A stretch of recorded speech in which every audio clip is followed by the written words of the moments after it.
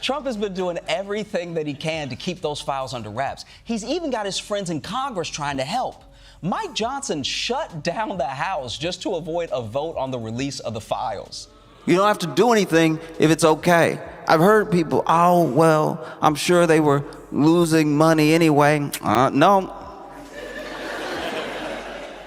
Oh, well, you know, I don't really like what he said, Jimmy Kimmel or not, whether you watch the show, whether you care about his show or him or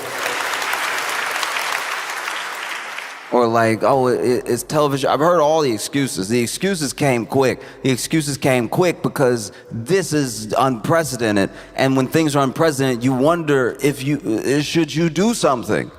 And you don't have to do anything if there's an excuse. Trump has been throwing every distraction he can at us. And I want to go through some of them to show you how desperate he's getting. Let's start with his go-to distraction. Obama! Which one that you should be talking about is they caught President Obama absolutely cold. If you thought Kimmel's cancellation was the headline, think again. Because Josh Johnson just turned it into the roast of the century. Now, President Trump made big promises about lowering drug prices once he got into office, but all the haters said he was never actually going to get it done. Well, guess what, haters? His promises just got even bigger. We're going to get the drug prices down, not 30 or 40%, which would be great, not 50 or 60, no. We're going to get them down 1,000%, 600%, 500%, 1,500%. Numbers that are not even thought to be achievable. Yeah, I also thought it would not be achievable to lower drug prices 1,000%. Trump has been roasted before, but what Josh Johnson did on live TV after Kimmel's cancellation wasn't a roast. It was a five-alarm inferno. It wasn't just comedy, it was demolition, and the wreckage looked suspiciously like Trump's ego scattered across the studio floor. Because when you take a man famous for never letting go of grudges and drop him into the middle of late-night chaos, you don't get drama. You get a circus with no safety net. Trump, he's very good at creating a distraction, and he tries. He did his best. He said that he was gonna revoke Rosie O'Donnell's citizenship.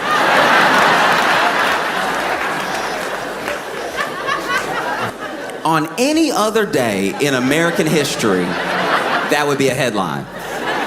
Any other day, that'd be wild. And look, Rosie O'Donnell and Donald Trump have what I think is now like a 20-year feud going on, which is absolutely insane. The cancellation of Jimmy Kimmel's show was supposed to be Trump's moment of victory. The man probably thought he'd single-handedly taken down an empire of bad jokes. But instead of savoring the win, Trump suddenly found himself the star of a comedy set he didn't audition for. While Trump strutted around like a king who toppled a jester, Johnson reminded everyone that you can't celebrate someone else's downfall when your own resume looks like a blooper reel. He didn't need to name names, he just had to shine a light on the sheer absurdity of a man cheering over late-night cancellations while his own career has been one giant cancellation tour. Obviously, Elon, richest man in the world, and as long as there's been money infused in politics, the wealthy have had a ton of influence. That's nothing new. What was about to happen was unprecedented. This rich man was about to actually get to go in the government himself. No back channels, no liaisons. He was going to go in the government himself. He was going to end every investigation into him and his companies. He was going to fire everyone investigating. He was very excited. And I guess he was more excited than any president we've ever had, because all of our presidents have kept their feet on the ground the entire time. There's no old footage of Kennedy like... Johnson painted a picture of a man who thinks he's running the world. It raises the question, why does Trump keep walking into these traps? It's like he's addicted to humiliation. Every time a comedian calls him out, instead of shrugging it off, he grabs a microphone and starts shouting about unfair treatment, proving the point all over again. Johnson understood this cycle. He leaned into it. He turned Trump's predictable outrage into a setup, then flipped it into a joke so smooth you almost forgot you were watching live TV and not a comedy roast stream from the Oval Office. And here's the kicker. Johnson wasn't even supposed to be the story. He didn't cancel Kimmel, he didn't feud with Trump, he just showed up, cracked a few jokes, and left Trump looking like the guy who came to a party nobody invited him to. shouting about how everyone was jealous of his dance moves. Instead, Johnson made him a punchline. Now, some might say Trump thrives on attention, even bad attention. And sure, that's true. But there's a difference between being talked about and being laughed at. One builds power, the other erodes it. And if Johnson proved anything, it's that Trump's armor isn't nearly as bulletproof as he thinks. Comedy has always been the great equalizer. Kings, dictators, moguls, they all crumble when laughter turns against them. The problem with this distraction is that it's so old, Jeffrey Epstein wouldn't date it, all right? Trump has been going after Obama for decades. He's gonna need something else, something juicy. White House offering an unexpected health update on President Trump, revealing that he recently underwent a battery of tests and has now been diagnosed with chronic venous insufficiency. Doctors tell us it means there isn't adequate blood flow to the veins in the legs, which can cause swelling.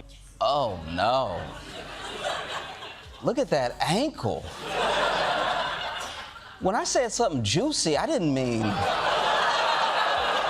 Trump knows this deep down. That's why he lashes out at comedians more than politicians. A senator can't topple him with a bill, but a late-night joke can stick in the public's mind forever. That's the real danger.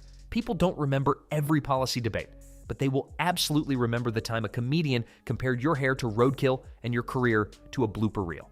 And that's exactly what makes this moment so perfect. Kimmel's cancellation was supposed to be a funeral for comedy. Instead, Johnson resurrected it on live TV, proving that as long as Trump keeps doing Trump things, late night doesn't need Jimmy. It's got endless material waiting to be shredded. So here we are, that's eternal. And the more he rages about it, the funnier it gets. Trump furious, Johnson trending, and Kimmel sipping cocktails isn't just irony. It's the universe doing stand-up.